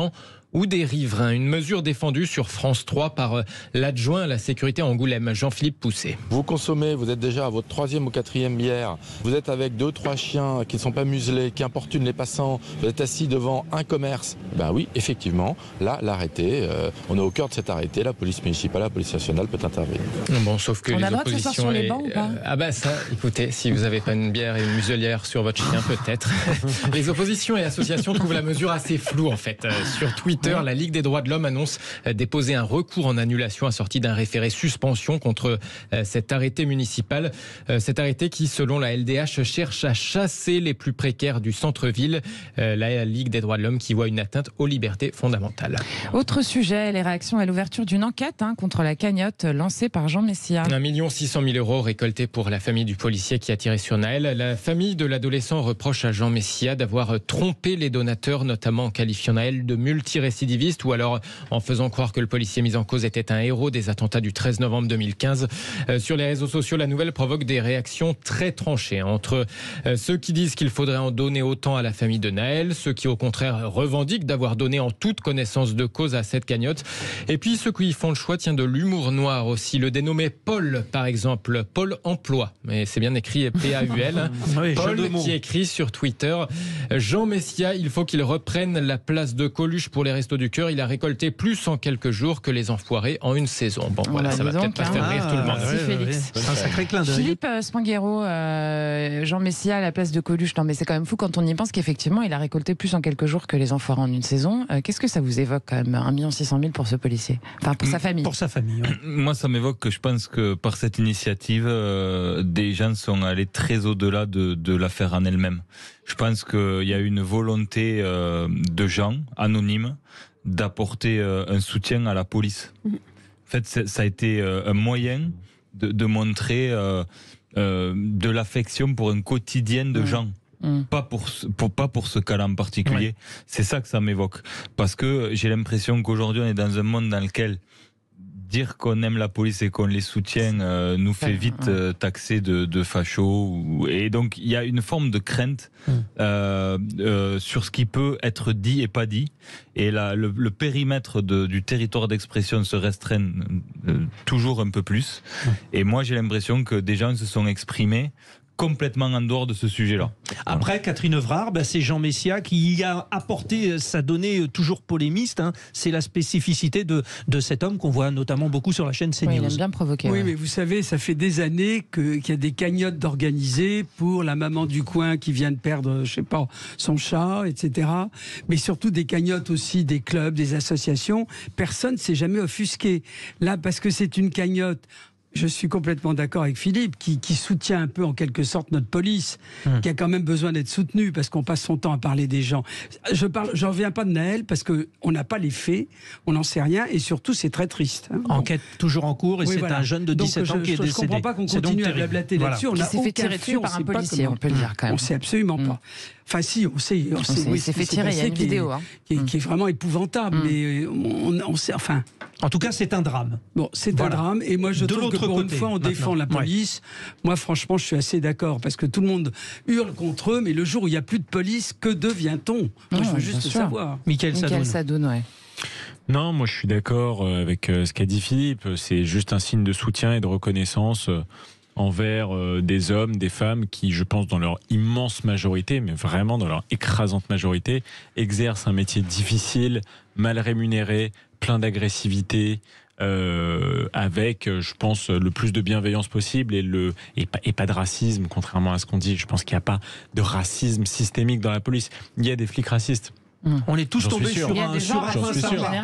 Il y a des gens racistes en général. Mais le sujet qu'on a fait suite à Naël, qui de toute façon est un drame, de toute façon je pense que c'est à peu près unanimement reconnu, je trouve qu'on a extrapolé beaucoup. Les gens en ont eu marre de cette extrapolation parce qu'ils voient bien comment c'est repris par les médias. Quand c'est Naël, on en parle pendant des jours et des jours, ça fait des émeutes. Quand c'est un monsieur de 72 ans qui se fait tabasser devant chez lui parce qu'il a eu le malheur de dire qu'ils avaient fait trop de bruit. En même temps, on n'en a pas parlé. Les médias le suivent aussi. Voilà. Et c'est toujours certains médias qui en parlent et pas les autres. Et on sait exactement lesquels en parlent et lesquels n'en parlent pas. Donc voilà, je pense que les gens, sans rentrer dans le détail de l'enquête et sans être des experts en droit de la police, ils ont juste manifesté un soutien pour une profession dont on a bien besoin. Pour finir, j'ai quand même peu entendu de médias essayer d'analyser, d'interroger des participants à la cagnotte pour essayer de comprendre. Parce que d'une manière générale, c'est un don anonyme. La somme, elle amène une interrogation qui va très au-delà. C'est des petites donations en plus, hein. C'est des gens qui mettent 20-30 euros par un. Mais donc ça le but du jeu, c'est de rester anonyme. Ça exacerbe le sujet. Ça veut dire que si le don moyen est faible, c'est la masse. La masse de gens qui ont participé. Il y avait quelques dons de plusieurs milliers d'euros quand même. 3 000 euros, je crois. Oui, mais la moyenne, c'est très bas. Bon, merci chers auditeurs, de nous écouter aussi avec nos 3 vraies voix, Philippe Spanghero, Catherine Evrard, Michael Sadoun. Vous n'hésitez pas à nous appeler, surtout au 0826 300 300. Aude vous attend au standard. Vous réagissez sur les sujets dont on parle, c'est le principe. Et puis, qu'est-ce que c'est tout de suite? C'est le tour de table de l'actu. On s'en approche. Sud Radio. L'été Sud Radio, 17h-20h, Frédéric Brindel, Judith Belair. Voilà, ça c'est typique. C'est typique, vous avez entendu Judith, à chaque fois on revient à l'antenne. C'est-à-dire, j'étais en train de faire mon lancement et ça parle en même temps. Oui, non mais c'est pour ça. Alors, qui devait faire le lancement, ma chère Judith? Qui devait faire le lancement? Je sais pas, c'est pas noté. Oui, non, je vous disais, chers auditeurs de Sud Radio, que vous entendez systématiquement au retour nos vraies voix qui palabrent, parce que les débats continuent. Les débats continuent en antenne. Et venez débattre avec nous au 0826 300 300. Et puis vous pouvez voter sur Twitter aussi. Tout de suite, c'est le tour de table de l'actu des vraies voix. Oh, dites, je vais envoyer les actualités. Vous venez les voir dans la cabine? Je vais vous raconter une histoire pas banale. Et vous me racontez pas votre petite journée? On a assez perdu de temps comme ça. Le tour de table de l'actualité. Michael Sadoun, votre tour de table aujourd'hui, c'est sur le remaniement, parce que les Républicains, ils réaffirment leur place dans l'opposition. Oui, alors c'est vrai que dans la perspective du remaniement, beaucoup de voix médiatiques se sont élevées pour dire que tel ou tel député ou élu local de LR allait rejoindre la coalition, surtout dans la perspective d'élargissement de la majorité qu'Emmanuel Macron a donnée à Elisabeth Borne. Il se trouve qu'en fait, les figures des Républicains se sont plutôt opposés à cette coalition. Ils ont prétendu en tout cas qu'ils n'étaient pas intéressés de rejoindre le prochain gouvernement. Olivier Marleix l'a dit. Aurélien Pradier a abondé dans le même sens en disant qu'il critiquait abondamment ceux qui s'étaient vendus pour un plat de lentilles en 2017. Moi, je voulais simplement dire que je pense que c'est la bonne stratégie pour les Républicains. Parce que s'ils venaient à un moment à rejoindre le gouvernement et qui se disloquaient, la seule opposition de droite crédible, ce serait le Rassemblement national. Le Rassemblement national deviendrait la droite, en fait. Donc ils ont intérêt à tenir cette position et à tenir très ferme, parce que sinon, la vie politique risque d'évoluer extrêmement rapidement. Et pauvrement. Voilà. Et du côté du gouvernement, après... c'est pas forcément génial, parce que ça veut dire qu'ils sont condamnés à l'impuissance pendant encore quelques années, parce que à gauche personne ne veut gouverner avec eux, à droite aussi ça va être compliqué. Donc comment ils vont faire passer les prochaines réformes? Et c'est là la faiblesse 49.3. Ouais, 49.3. On a vu comment ça s'est super bien terminé. Vous posez la question. Bah oui, ça s'est tellement bien terminé. Il semble qu'Elisabeth Borne a dit qu'elle s'en servirait plus. Elle veut plus le faire. Ouais, mais bon, vous savez qu'il existe des choses. Si vous voulez, moi je voulais dire, c'est la faiblesse du macronisme, c'est qu'ils se sont imposés en disant ni droite ni gauche. Seulement quelques années plus tard, ni droite ni gauche, ça veut dire l'isolement et l'inaction. Donc ça marche pas ni droite. Sauf si le courant centriste est aussi imposant que celui de droite et celui de gauche. Oui, mais il est de moins en moins. Il concilie des gens qui n'ont plus rien à voir. Puisqu'entre un Gérald Darmanin et un Sacha Houlié, il n'y a plus rien de commun en réalité. Et parce que les électeurs ont parlé. Catherine Evrard, oui. Non, mais moi, je continue à pas comprendre. Macron plus quelques, comment on les appelle, UMP? Enfin, non, c'est plus... LR. On peut faire le RPR, si vous voulez aussi. On peut faire le RPR aussi, non. Mais même les deux se mettant ensemble, je ne suis même pas sûr qu'ils passent, je vous le dis quand même. Moi, je continue à ne pas comprendre qu'à gauche, ils se détestent. Ils se sont tous ligués pour être forts. Les mélenchonistes, les socialistes, ceux-ci, ceux-là. Les communistes et les écologistes. Ils n'arrêtent pas de se tirer des pattes quand même. Ils ne sont pas très crédibles, a priori. Oui, mais ils ne sont peut-être pas crédibles. Mais en attendant, ils ont fait un énorme... Aux dernières élections, ils ont eu un poids énorme. Et au centre, on continue à ne pas vouloir ouvrir. Mais tant qu'on fera ça, on n'y arrivera pas. Il faut ouvrir, Philippe? Bah oui. Je voulais la faire parce que c'est un rugby rugbyman, donc ouvrir, vous savez, au rugby, c'est... Voilà. Alors, je vais essayer J'ai voulu l'apprendre, désolé Judith, mais je la voulais. Mais elle est intéressante parce que je crois que c'est toujours sur l'ouverture que se gagnent les matchs. Le jeu fermé et restrictif, ça marche pas. Ouais. Voilà pour une petite métaphore sympathique. Encore faut-il pouvoir ouvrir un petit parallèle. Non, là, en effet, le sujet ça dépend de l'équipe, quoi. Mais c'est ça. Je connais pas le rugby, mais en tout cas, là, la majorité a lancé un ballon et je pense que LR va juste pas l'attraper. Alors, pour quelqu'un qui est très extérieur au sujet, et je prends des pincettes en abordant le point, mais on sent tellement que toute la sphère des partis a explosé en peu de temps finalement, et on a du mal à comprendre quand on est un peu externe l'échiquier et la façon dont les choses se jouent. On pensait qu'Édouard Philippe avait vraiment pris du recul et qu'il était quelqu'un de sérieux pour la prochaine élection, puis là il y a quelques photos qui fuitent de rendez-vous avec Brigitte Macron. On dit qu'il est à nouveau proche. Il y a voilà tous ces jeux-là. Ils sont difficiles à analyser. Il y a la tentative de renaissance du PS et une grosse ce que disait Catherine Evrard, c'est-à-dire qu'à gauche c'est pas très clair non plus. C'est plus que pas clair parce que la NUPES ça a été quand même c'est le nouveau monde, c'est-à-dire qu'on market les trucs et la forme prime sur le fond, parce que là quand même en termes de fond, assembler des gens avec des idéologies aussi éloignées sous une bannière commune, c'était quand même fort. Je ne sais pas si ça s'est déjà vu dans l'histoire. On part de loin. Ben justement, c'est à Philippe Spanghero maintenant le tour de table pour sa première dans les vraies voix. C'est son premier tour de table. Et ben voilà, c'est parti. Et d'ailleurs, vous allez nous parler d'une première fois, puisque première. C'est la première fois de l'histoire, Philippe Spanghero, que les ventes de véhicules électriques dépassent celles des voitures diesel-essence. Alors oui, j'ai vu cette information il y a quelques jours et j'ai trouvé ça super intéressant dans la frénésie européenne à la voiture électrique. Alors j'ai pas de vérité et je suis plutôt écolo dans ma construction et dans l'approche que j'essaie d'avoir, mais je trouve que comme tous les sujets, comme le sujet de la taxation avant, on est dans un monde qui est un peu schizophrène, c'est-à-dire que on n'aborde jamais les sujets dans leur globalité. Et moi je me pose une question par rapport à ce sujet-là particulier autour de la voiture électrique. C'est ce qui fait l'essence même du truc, c'est la batterie au lithium. Et donc, on renforce quelque part la dépendance à la Chine, qui est le plus gros importateur. C'est quand même une aberration écologique, parce que la production de lithium est extrêmement énergivore en eau. Certains pays comme l'Indonésie vont pouvoir se développer aussi grâce à des mines. Et donc, le cobalt aussi. Donc je me dis, d'un côté, on a eu le débat d'avant sur la taxation des très riches pour ici, dans une économie mondialisée comme ça, c'est un casse-tête terrible. C'est-à-dire que comment avoir un impact global quand il y a des intérêts aussi divergents dans le monde et qu'on voit cette information qui va de toute façon sur cette économie-là renforcer notre dépendance à des pays qui commencent à dicter leurs règles. Catherine Evrard, voiture électrique ou pas voiture électrique, avec ces histoires de batteries à recycler? Oui, une bonne vieille diesel. Je serais d'accord pour la voiture électrique quand on pourra charger sa voiture partout. Ouais. Pour le moment, c'est encore problématique. Moi, j'ai la trouille personnellement de prendre ma voiture pour faire 500 km et de ne pas savoir où je vais la charger. Je continue à être un peu old style, je vous avoue. Old school même. Old school même, merci. C'est mieux. Michael Sadoun. Bah ouais, quand même derrière l'écologie, il y a beaucoup d'escroqueries quand même intellectuelles et marketing. C'est sûr que avec cette expansion de cette idéologie, il y a un certain nombre de marques en fait qui ont envie d'en faire simplement un business et d'ouvrir de nouveaux marchés.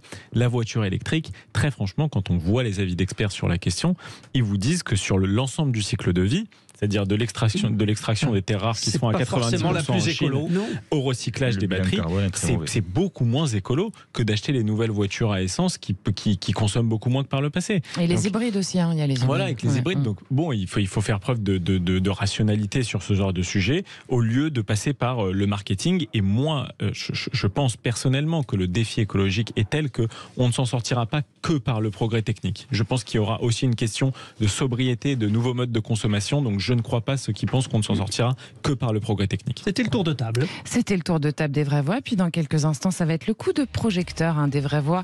On vous rappelle, chers auditeurs, la question qu'on vous pose sur Twitter. Vous n'hésitez surtout pas à aller voter. Et puis on vous attend au standard aussi au 0800 26 300 300. Aude vous attend au standard. Vous voulez réagir à l'actu, évidemment, vous le pouvez. Alors notre question, c'est, on a vu la hausse des prix partout, électricité, santé, transport, alimentation. Est-ce que cette hausse des factures, elle est incontournable pour assurer votre train de vie, le train de vie des Français? Alors vous nous dites sur Twitter, évidemment, non à 93%. On va continuer et on va avancer sur ce débat. Tranché, cette pour l'instant. C'est tranché. Voilà. Dans quelques instants. À tout de suite. Les vraies voix de l'été Sud Radio, 17h-20h. Frédéric Brindel, Judith Belair. Il est 18h30 sur Sud Radio, chers auditeurs, et 18h30, c'est l'heure du coup de projecteur. On rappelle les vraies voix. Des vraies voix. Voilà. Oui, les vraies voix qui sont ce soir Catherine Evrard, Mickaël Sadoun, Philippe Spanghero. Et on vous rappelle aussi notre question du jour, chers auditeurs, on l'a vu, les prix augmentent, électricité, santé, transport, alimentation. Est-ce que cette hausse des factures, elle est incontournable pour assurer votre train de vie, le train de vie des Français? Vous votez sur Twitter et puis surtout vous nous appelez au standard où vous attend. C'est parti. 0826 Les vraies voix Sud Radio. Non. Le coup de projecteur des vraies voix. Le coup de projecteur des vraies voix, 0826 300 300. Alors, le coût de la vie, chers auditeurs, il peut être influencé par divers facteurs tels que l'inflation, la situation économique du pays, la politique gouvernementale, l'évolution des prix des premières matières et bien d'autres, des matières premières plutôt.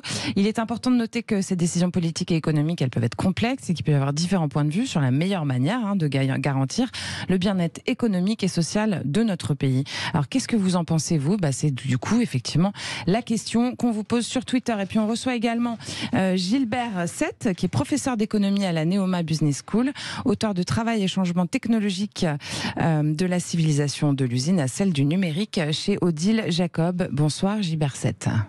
Bonsoir. Bienvenue. Eh bien donc, on va vous poser cette question. Qu'est-ce que vous pensez justement de cette hausse globale des prix? Est-ce qu'elle est absolument nécessaire pour qu'on puisse garder tous notre train de vie? Écoutez, la question est curieusement posée. Oui. Nous payons plus cher certaines de nos importations, que ce soit des importations énergétiques, que ce soit des importations de matières premières, de produits alimentaires, etc. Cette hausse des prix des produits importés, il faut bien que quelqu'un la paye. Voilà, c'est comme si je vous prends de l'argent dans votre poche, vous avez moins d'argent à dépenser ensuite pendant vos vacances et pendant votre vie quotidienne. Donc qui peut payer, qui doit payer cela? Ça peut être les ménages d'aujourd'hui, c'est une baisse du pouvoir d'achat. Ça peut être les ménages de demain, c'est une hausse de l'endettement public. Si l'État se substitue aux ménages d'aujourd'hui pour payer la facture. Et puis, si c'est les entreprises, eh bien les entreprises, dans ce cas-là, investissent moins, emploient moins, et in fine, les ménages trinquent, si j'ose dire, très très fortement. Donc, c'est pas la planète Mars qui va payer cette augmentation des prix de produits que nous importons, c'est nous-mêmes en France, la même question se posant dans d'autres pays, qui devons trouver qui doit payer. Et en France, nous sommes le pays dans lequel l'État, par son intervention publique, a pris le plus en charge cette augmentation du... Gilbert Sett, justement, ça a été l'objet d'une discussion à l'Assemblée nationale. Hier, il y a eu cette annonce des plus 10% sur la facture d'électricité à partir du 1er août.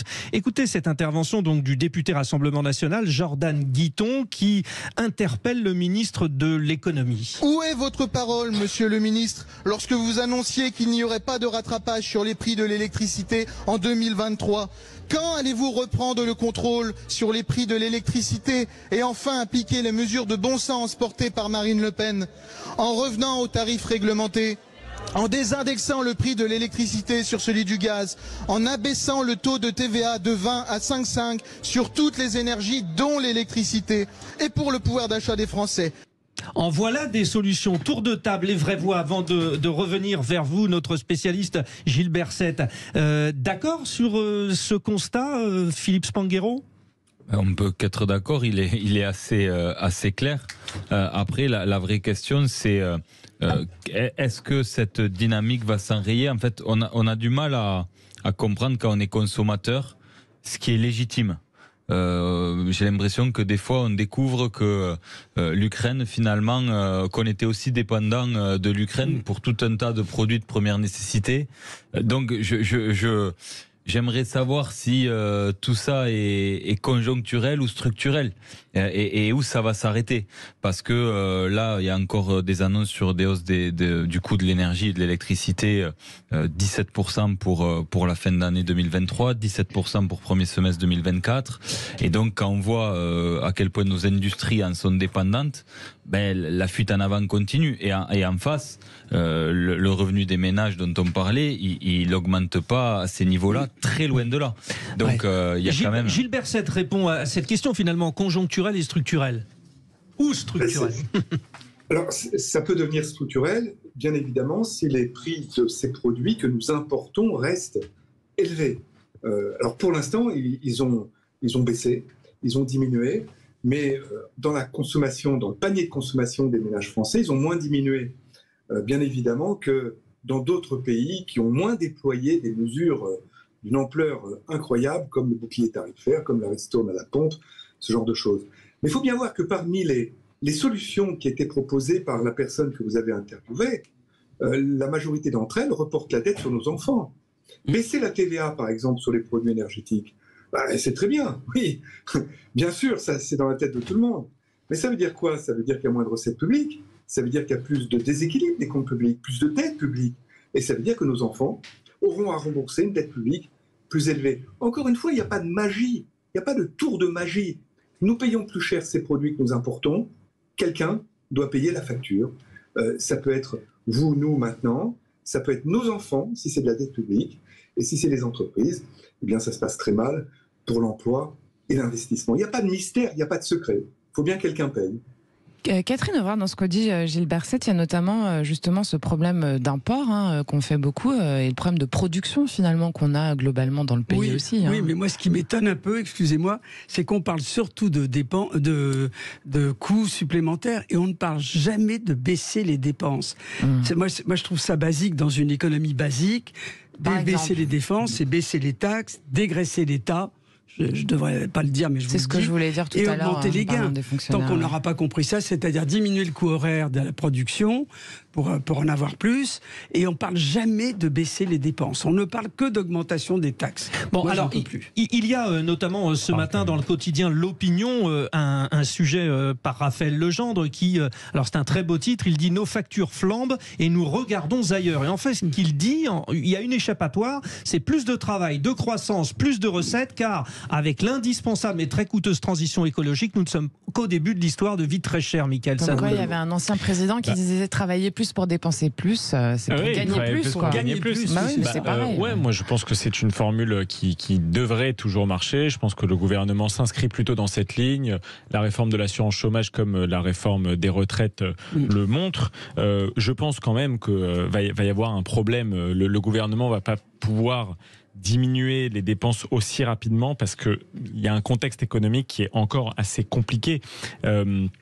C'est-à-dire qu'il y a une inflation sous-jacente qui reste très importante. Donc maintenant que l'inflation est importée par la guerre en Ukraine, la fermeture relative de la Chine, etc., l'inflation s'est un peu installée dans le pays. Et elle reste importante si on exclut les prix volatiles de l'alimentation ou de l'énergie.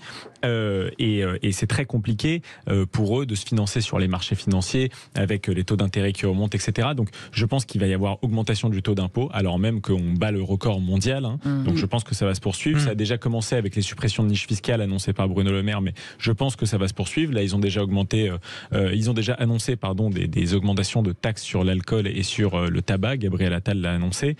Donc je pense que là, on va se présenter dans une situation compliquée. On serre la ceinture. Le gouvernement, il compte sur quoi en fait à la rentrée? Il compte sur le fait que ils vont négocier avec les grands distributeurs pour que les prix diminuent, parce que c'est vrai que Philippe, c'est ça, en parlait tout à l'heure. Philippe Spanghero en parlait. Les producteurs ont profité de la guerre en Ukraine beaucoup pour augmenter les prix. C'est ce qu'on appelle la spirale prix-prix et non pas la spirale prix-salaire. Donc je pense qu'ils vont compter sur cette négociation-là et sur le fait que l'euro est fort. L'euro s'est renforcé parce que nos taux d'intérêt, ils ont augmenté par rapport aux taux d'intérêt américains. Je vous passe les détails techniques, mais quand on a une monnaie forte, ça veut dire qu'on a plus de pouvoir d'achat sur les produits importés. Donc probablement que ça va être plutôt bénéficiaire pour le pouvoir d'achat des Français. Je pense néanmoins que ça va tenir difficilement et que l'État devra toujours être là pour baquer un peu le citoyen. Allez, 0826 300 300, vous nous appelez, vous réagissez, vous commentez, vous avez un coup de gueule à passer, on est là pour vous entendre, ce sont les vraies voix de l'été.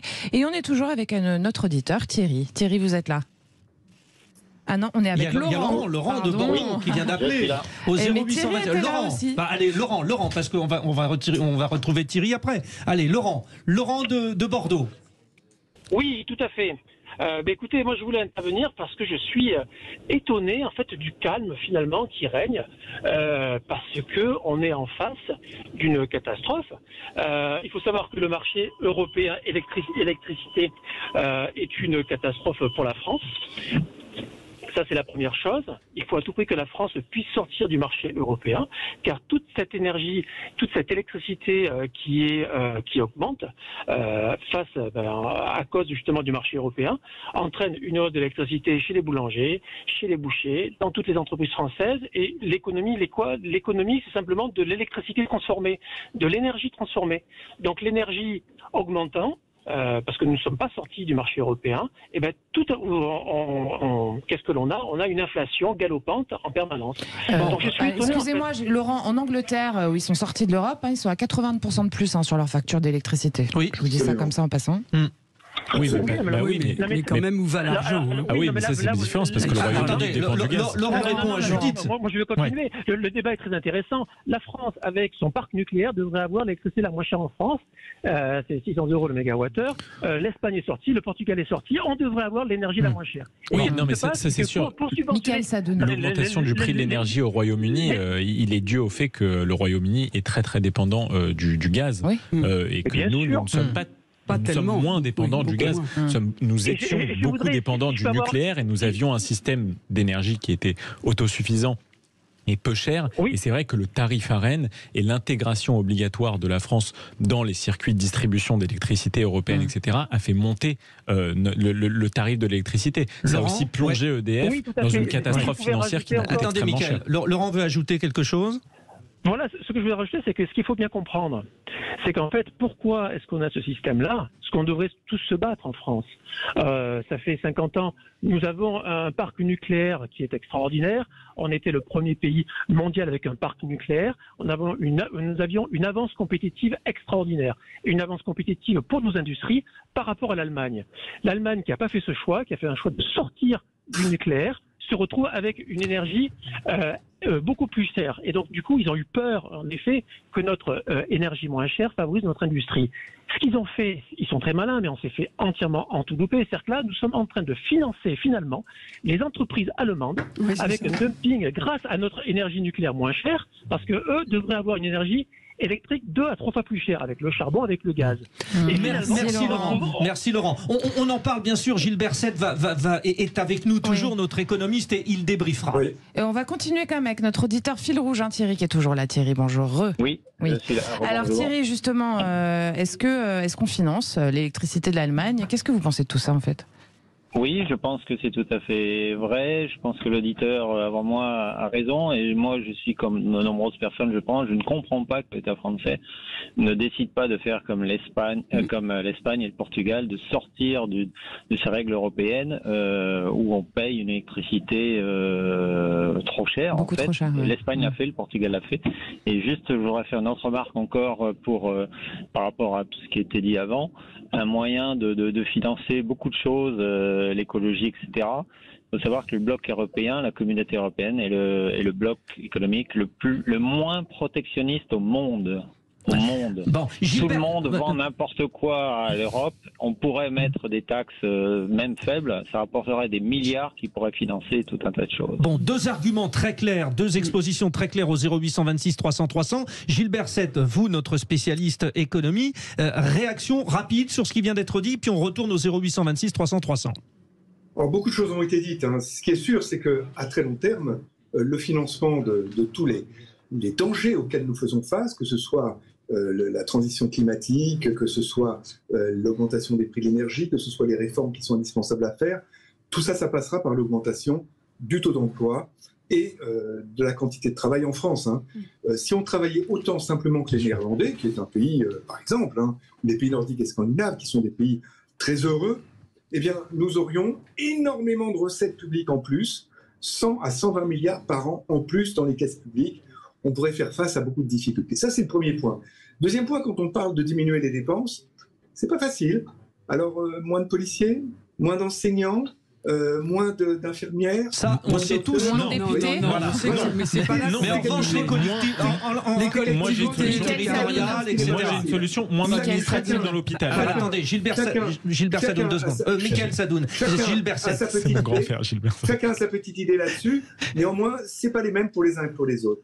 Enfin, dernière chose, l'État est intervenu avec une ampleur pour protéger le pouvoir d'achat des ménages en France, une ampleur phénoménale, que ce soit pendant la crise Covid ou que ce soit pendant cette crise inflationniste. Je voudrais quand même vous donner 2 petits chiffres. Vous voyez, alors en 2020, alors même que le produit intérieur brut français se contractait de 8%, eh bien le pouvoir d'achat des ménages ne s'est contracté que de 0,3%. Et en 2022, la contraction du pouvoir d'achat, alors même qu'il y a eu un prélèvement gigantesque qui a été fait par les pays extérieurs, sur nous, les pays exportateurs d'énergie, matières premières, etc., le pouvoir d'achat n'a baissé également que de 0,3%. En France, pourquoi ? Eh bien parce que l'État nous a protégés par des dispositifs massifs, mais qui ont augmenté la dette publique. Et quand on voit la trajectoire de la dette publique française par rapport à celle de nos principaux partenaires économiques européens, on peut s'inquiéter pour nos enfants sur leur capacité à prendre en charge cette dette. C'est ça le véritable enjeu, c'est ça le véritable Gilbert, débat. autre réaction. Gilbert, attendez. Autre réaction. On file au 0826 300 300 avec Marc qui nous appelle de Bordeaux en Gironde. Bonjour Marc. Bonjour. Alors Marc, ce que vous dites, c'est ce que vous demandez, tout simplement, c'est est-ce qu'on pourrait pas l'annuler, la dette ? C'est ça votre question. Voilà, pas possible. C'est vrai que c'est... Voilà, moi, je remercie les efforts que fait l'État. La réalité que je vis en tant qu'aide-soignant, je suis désolé, au panier à Intermarché en face de chez moi, avec mon salaire qui a à peine augmenté. Et par contre, mon salaire a augmenté, mais les impôts ont augmenté pour moi.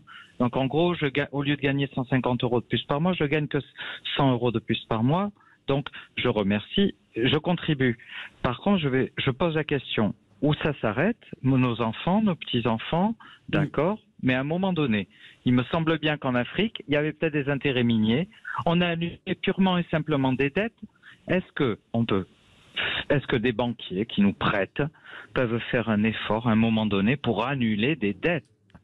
Alors, la dette française, je crois qu'elle a 3 000 milliards d'euros. Elle a dépassé les 3 000 milliards d'euros. Donc, annuler une dette de cette conséquence, et je me permets de répondre, alors, je ne suis pas économiste, ça va être un peu compliqué à priori. Gilbert 7 en quelques mots. Gilbert 7, juste une réponse rapide, et puis après, nos vraies voix interviennent. Non, ces options d'annulation de la dette sont évidemment tout à fait valides pour des pays en développement, comme ce qui a été évoqué, les pays africains. Ça veut dire que ce sont les États d'autres pays du monde, les États de pays développés, qui prennent en charge. C'est vous, c'est moi, c'est nous tous qui prenons en charge l'annulation de la dette de certains États quand ils sont face à une impasse financière. Nous concernant, sur qui peut-on compter pour annuler une dette qui a été constituée parce que nous avons été très généreux vis-à-vis des ménages français, plus généreux que l'ont été les États des autres pays qui nous entourent. Par rapport à leur propre ménage, en Allemagne, aux Pays-Bas, en Espagne, en Italie, etc. Donc c'est à nous de faire des efforts. Voilà. Michael Sadoun, vous avez envie de réagir depuis tout à l'heure, on vous écoute. Il y a tellement de choses qui ont été dites, j'aurais aimé réagir surtout. Je suis d'accord avec ce qui a été dit, augmenter la capacité de travail et pour ça faire les réformes structurelles nécessaires. Nuancer aussi ce qui a été dit sur l'Europe parce que les gens se désolidarisent de la politique allemande quand on a une meilleure politique sur l'énergie, mais ça les dérange pas l'Europe quand on doit emprunter sur les marchés financiers et que ça nous permet quand même d'emprunter depuis des années et de financer des politiques coûteuses. Après, sur l'annulation de la dette, en effet, vous avez tout à fait raison, c'est beaucoup plus facile pour des pays qui ont des moins grosses quantités de dettes et qui sont dans un contexte d'insolvabilité. C'est-à-dire que les détenteurs de la dette savent que de toute façon, ils ne reverront pas pleinement leur argent. Donc on fait des haircuts, c'est-à-dire qu'on divise la dette par 2 et on renégocie le taux d'intérêt ou des choses comme ça. Pourquoi pour la France ce serait compliqué? D'abord parce que ce serait un one-shot. C'est-à-dire que si on dit aux gens, écoutez, votre argent, vous ne le reverrez pas, on ne pourra plus jamais emprunter sur les marchés financiers. Et ça, je peux vous dire que ça va être très compliqué. Et la deuxième chose très importante que les gens doivent comprendre, c'est que la monnaie, c'est un système de règlement des dettes. Si demain vous annulez votre dette, vous expliquez aux gens que votre monnaie ne vaut pas grand-chose et dans ce cas-là, ça va mener à des catastrophes économiques énormissimes. Conclusion, Catherine Evrard. Oui, moi, j'ai pas vraiment de conclusion parce qu'on discute de ce sujet depuis des années et puis on s'en sort pas. Moi, il y a une chose quand même sur l'électricité, le coût de l'électricité en Europe. Je voudrais savoir où va l'argent. Parce qu'à un moment donné, il faut se poser les vraies questions. Sont-ce les Allemands qui s'en mettent plein les poches ? Point d'interrogation. Est-ce que ce sont les distributeurs ? Moi, je comprends pas parce que le coût n'a pas augmenté autant que ce qu'on nous demande. Enfin, il y a un problème. Où est l'argent ? Où va-t-il ? Merci. Ouais, pour conclure rapidement. Très rapidement, est-ce que c'est une question que vous vous posez aussi ? Où va l'argent ? Ouais, de façon très concrète, parce que tout ça est tellement difficile à assimiler que je comprends la question de dire où ça s'arrête. Est-ce qu'il y a une date limite de la dette de remboursement, comme un prêt classique ? Et après, donc en fait, tout ça devient complètement abstrait si on a l'impression de pouvoir repousser l'échéance en permanence. Et donc, ça amène une vraie question sur la façon de gérer les comptes publics. Merci à tous. Merci, chers auditeurs. Des auditeurs qui disent non, il y a d'autres solutions que d'augmenter la facture. Oui. Bon, mais on l'a vu, mais c'est pas simple. Merci Gilbert. Merci. Vous êtes bien dans les vraies voix de l'été de Sud Radio et vous restez avec nous parce qu'on va faire un point sur le Tour de France dans pas très longtemps. Et puis évidemment, les vraies voix de l'artisanat et de la ruralité, ça sera à partir de 19h. C'est dans pas longtemps. Surtout vraiment restez là parce qu'on a plein de choses intéressantes à se raconter encore. Allez, à tout de suite. Même si faire. Les vraies voix de l'été Sud Radio, 17h-20h, Frédéric Brindel, Judith Belair. Chère vraie voix, vous continuez à parler hors antenne et l'antenne est de retour. Voilà. Le classique. Voilà, chers auditeurs. On fait un point sur le Tour de France tout de suite. Alors, c'était l'étape reine, justement, de ce Tour de France 2023, la 17e entre Saint-Gervais, Mont-Blanc et Courchevel. Est-ce que la bagarre a bien eu lieu, Frédéric ? Et c'est Pascal Chanteur qui est avec vous. Oui, Pascal Chanteur va être avec nous pour débriefer donc victoire de Félix Gall, l'Autrichien de l'équipe AG2R Citroën, c'est une équipe française. Très bonne performance de David Gaudu qui reste dans le top 10 du classement général. Et puis donc, c'est la sensation. Il a craqué, il a été victime d'une légère chute. Tadej Pogačar. On peut dire aujourd'hui pratiquement que Jonas Vingegaard a gagné le Tour de France. Question de Philippe Spanghero à Pascal Chanteur. Bonsoir Pascal Chanteur. Bonsoir à toutes et tous. Bonsoir. Bonsoir Pascal. Oui, une question rapide. Alors, je reviens là sur cet écart qui s'est creusé aujourd'hui et la polémique un peu née de ce qui s'est passé hier. On a senti que Pogačar avait pris quand même un coup sur la tête avec ce résultat et cet écart qui s'est creusé pendant le contre-la-montre et qui amène beaucoup de questions sur la suspicion de dopage dont il est souvent question pendant le Tour de France. Alors, c'est une question polémique tout de suite, mais est-ce que de façon rationnelle, à la vue du chrono de Vingegaard hier, on peut légitimement se poser cette question ? Pascal. Non, en fait, ce qu'on s'aperçoit et ce qu'on a pu voir aujourd'hui, c'est que tout simplement Pogačar n'était pas plus au niveau qu'il pouvait avoir au début du Tour de France. On est dans la 3e semaine. Le Tour a été extrêmement difficile. Hier, il a pris un KO. Il a pris un KO parce qu'on voyait bien qu'il n'était pas, comme d'habitude, comme il pouvait l'être sur ce genre d'exercice. Et aujourd'hui, ça s'est confirmé. Aujourd'hui, moi, j'ai eu la chance d'être dans le col de la Lose, un col extrêmement difficile, peut-être même trop difficile. Oui, avec certains pourcentages terribles sur la fin. Oui. Pourcentage terrible, la chaleur. Et quand je l'ai vu passer juste devant moi, je parle de Pogačar, je peux vous dire que son visage ne mentait pas. Il n'était pas bien du tout. Il était loin des hommes qui étaient avec lui tout au long de ce Tour de France.